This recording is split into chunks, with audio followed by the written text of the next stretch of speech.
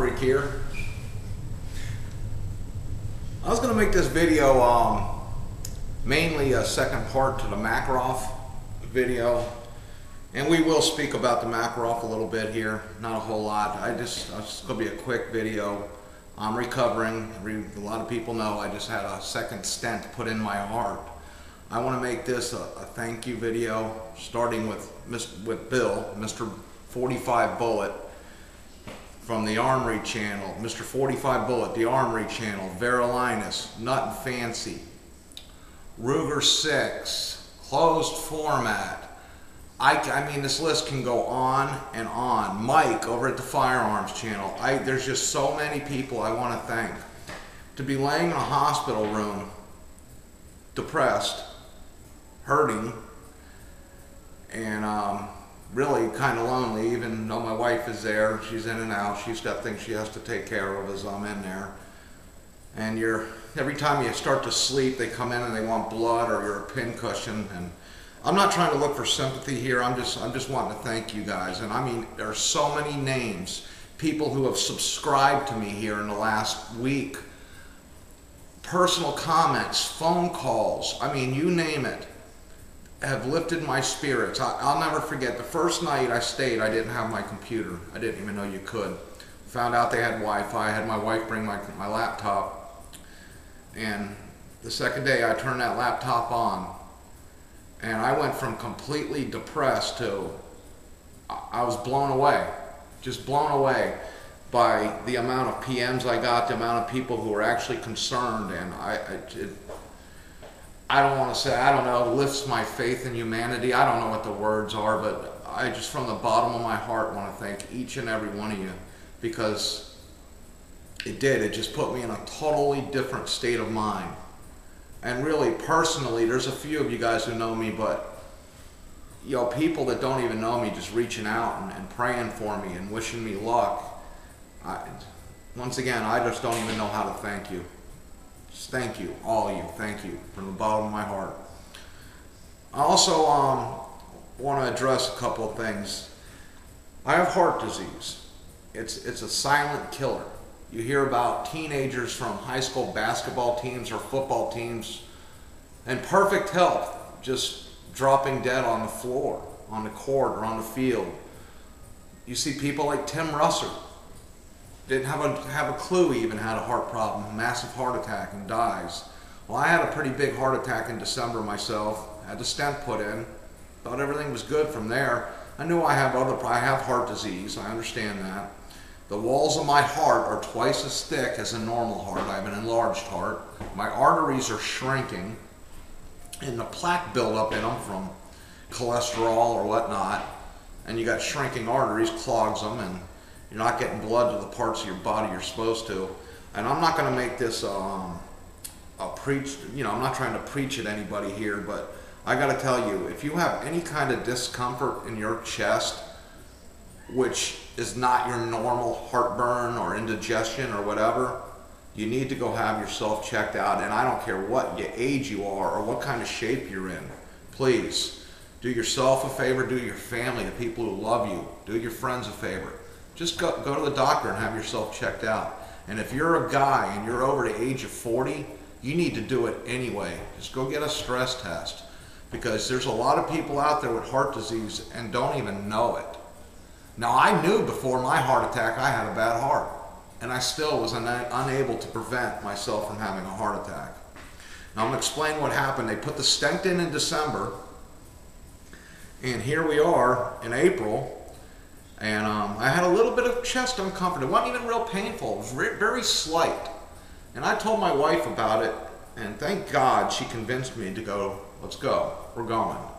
And got me down to the hospital, and they did a sonogram real quick on my heart, and something didn't look right.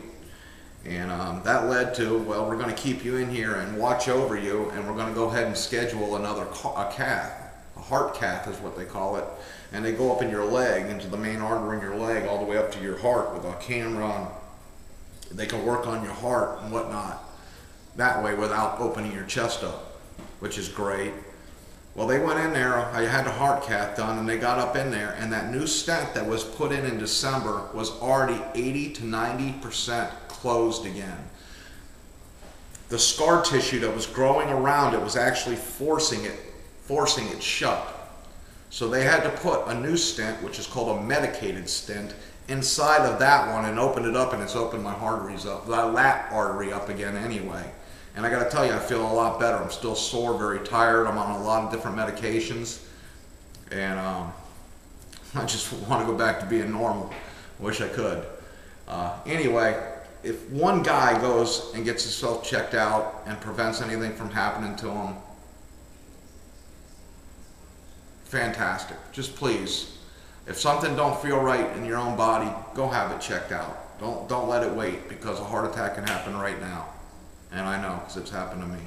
Okay, I got a few PMs about the Makarov pistol on my last video I did about, they were kind of upset that I was saying they got ripped off if they had a Hungarian or a Polish Makarov.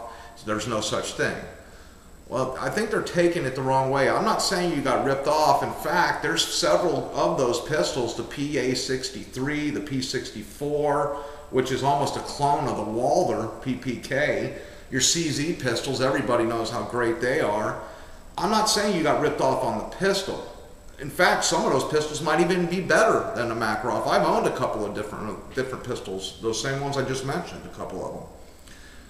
What I meant by being ripped off is when you go to a Ford dealer and you buy a brand new Ford, you expect to pull off the lot in a Ford, not a Chevy with Ford emblems on them. So that's all I was trying to say, was do your homework, and if you want a Makarov, make sure you're getting a Makarov, not something that's chambered in a 9x18 Makarov. And that's all I wanted to get across to you guys. I don't mean ripped off as in not worth the money you paid. I mean as in misled. And I'm sorry if you took it the wrong way. That's not the way I intended it. I want to go over a couple of ballistics here. Here we got the 9mm Parabellum or Luger. We got the 9x18 Makarov, and we got the 380 round. Don't look at the bullets. We're going to look at the casings here. On the 9x19 round right here, the casing itself in width is actually 9.3 millimeter in width and 19.15 millimeters in height. The 9x18 is 9.25 millimeters in width and 18 millimeters even in height, and the 380, or the 9mm short as some people call it, is actually 9.2 millimeters in width and 17.3 millimeters in height. They're all very, very close. Forget the bullets. Like I said, do not look at the bullet, look at the casing itself. Very, very close. Ballistically, however, I tried to the only 95 grain 9mm Luger I could really get ballistics on was a jacketed, I'm sorry, I'm looking at the wrong one. Yes, it was a jacketed hollow point. And that's leaving the muzzle at 1,250 foot a second. And at 50 yards, it's traveling about 1,185 foot a second, leaving the muzzle with 330 pounds of velocity, and at 50 yards, it's got 264 pounds of force. The 9x18 jacketed hollow point, 95 grain. Once again, I'm trying to get the grains close. It's leaving the muzzle at 1,000 foot a second. And at 50 yards, it's traveling at 930 foot a second. At the muzzle, 211 foot-pounds of energy, and at 50 yards, 182. About out of time. Please stop. Thank you. And the 380 round is leaving the muzzle, 95 grain, at 925 foot a second, and at 50 yards is 847, and at the muzzle 180 pounds of force, and at 50 yards 151. So there is a real big difference in these 9mm rounds. This is the 9mm family of rounds. There are a few more out there, but we're not going to talk about them because a lot of people don't shoot them. These are your most common right here. So, like I said, the 9x18 kind of falls in the middle, just like I have it here. A little closer to the Luger round than it is a 380. 380 drops way off, especially when you get out to 50 yards. Boy, you see the true difference between a pistol round and a rifle round good rifle rounds are just getting started at about 50 yards out. I thought it'd be pretty funny too, just to show you guys the difference here. I mean, most guys know this anyway, but it's kind of silly looking. But here's a 44 Magnum, and it just dwarfs the Luger round sitting right next to it. It's pretty funny, I think. Anyway, I just wanted to make this video, let everybody know I'm okay. I'm going to do everything I can to stay okay. I'm going to try to eat right. I'm battling smoking. I've been battling smoking my whole life. The last couple of years, really trying to quit. And I'll be honest with you, I'm on and I'm off, and I'm on and I'm off. But the main thing with me, and from what the doctors are telling me, is the stress. And the stress goes with the job. And it's also hereditary. My father had a heart attack. My uncles, heart disease runs in my family. I had a cousin a year ago at 33 years old died of a heart attack. First cousin. So my main intent on this video is just to thank everyone